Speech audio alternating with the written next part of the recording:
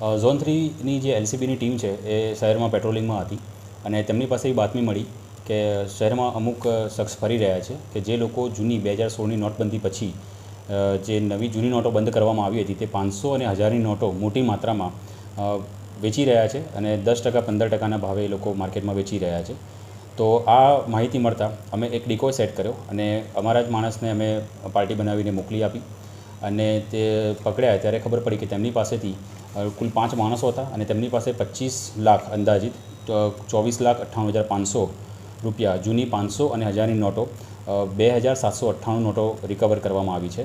આ નોટોના બદલામાં તેમને 15% રૂપિયા એમને લેવા હતા કે 25 લાખના બદલામાં 3,75,000 રૂપિયા એમને મળે એવી આશા સાથે તેઓ બહાર માર્કેટમાં ફરતા હતા અને આપણા ધ્યાને આવતા એલસીબીએ તમામ 5 આરોપીને પકડ્યા છે, જેમનું નામ સામંત કરીને એક વ્યક્તિ છે, નાતાભાઈ ભરવાડ, મુકેશભાઈ ભરવાડ, અહેમદ મંસૂરી, વજેકણ ભરવાડ.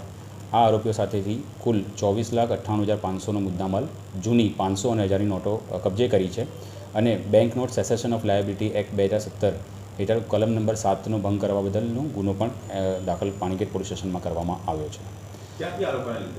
ત્યારબાદ આ કેસમાં વધારે તપાસ કરતાં એમને જે વ્યક્તિ પાસેથી લીધા હતા તે વ્યક્તિને પણ ડિકોય સેટ કરીને અમે ફરીથી એલસીબીએ મહેનત કરી અને એક ડિકોય સેટ કર્યો અને જેનું નામ છે અશોકભાઈ કાંટાવાળા. તેને બોલાવવામાં આવ્યા અને તેમને વિશ્વાસમાં લેવામાં આવ્યા કે તેમને જે 15% જોઈએ છે તે મળશે અને તેના આધારે એક ડિકોય સેટ કરીને તેમની પાસેથી કુલ 50 લાખ રૂપિયા.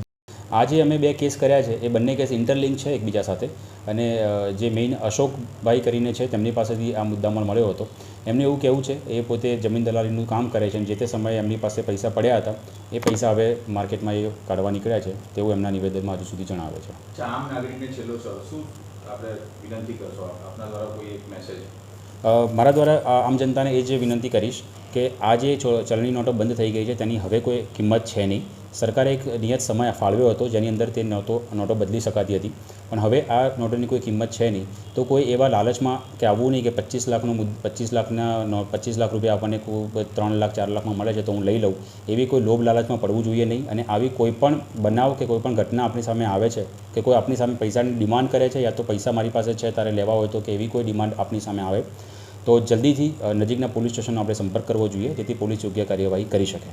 પાસેથી ઘણા સમયથી પડી રહ્યા હતા અને હવે એ કરન્સીની કોઈ વેલ્યુ નથી એટલે આ રીતે બજારમાં 10% 15% મળે એ રીતે બજારમાં વેચતા હોય છે અને કોઈ એક વ્યક્તિ હોય છે જે 10% આપીને લે છે, પછી એ આગળ બીજે 12%માં આગળ બીજા કોઈ માણસને વેચે છે અને પછી આગળ 15%માં વેચે છે. એવી રીતે બધા પોતાના 1-2% માર્જિન સાથે આ નોટોને બજારમાં ફેરવતા હોય તેવું અત્યાર સુધીના તપાસમાં ધ્યાને આવ્યું છે. કોઈ હિસ્ટ્રી છે સાથે સાથની હજુ સુધી કોઈ હિસ્ટ્રી સામે નથી આવી. જેની પાસેથી વધારે મુદ્દામાલ મળ્યો છે 50 લાખ ઉપરનો તે અશોકભાઈ જે છે એ જમીન દલાલીનું કામ કરે છે. બીજા જે અન્ય ભરવાડો જે મળ્યા છે તે નોર્મલ જે રૂટીન એમની ગાય ચરાવવાનું એવું કામ કરતા હોય છે એ છે.